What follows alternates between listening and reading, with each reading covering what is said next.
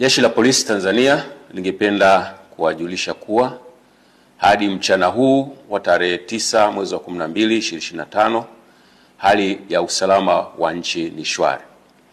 Vyombo vya ulinzi na usalama vinaendelea kuimarisha usalama nchini sambamba na kulinda maisha ya watu na mali zao.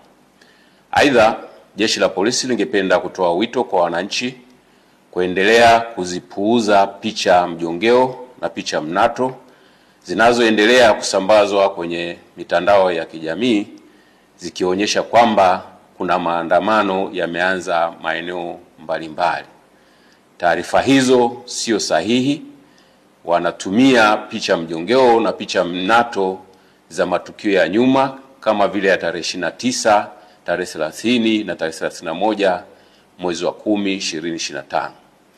Sambamba na hilo, wenye nia ovu wanaendelea kutumia picha mjongeo za matukio ya nyuma. Kwa mfano, kuna tukio la Juni 2025 ambalo kabila la Wamasai walikuwa wanafanya sherehe zao za jando katika msitu wa Tanapa, lakini imesambazwa kwenye mitandao ya kijamii ikionyesha kwamba Wamasai wameanza kudai haki zao huko jijini Arusha.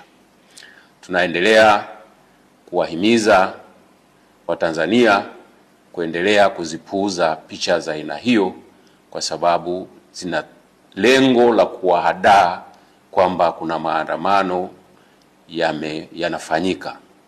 Ikumbukwe kwamba maandamano hayo ambayo yalikuwa yanapewa jina la maandamano ya amani yasiyo na kikomo yalipigwa marufuku toka tarehe 5 mwezi wa 12 2025 kwa sababu hayajakidhi matakwa ya kisheria ikiwepo sheria mama, yani Katiba ya Jamhuri ya Muungano wa Tanzania ya mwaka 1977 na sheria ya polisi na polisi wasaidizi sura 322.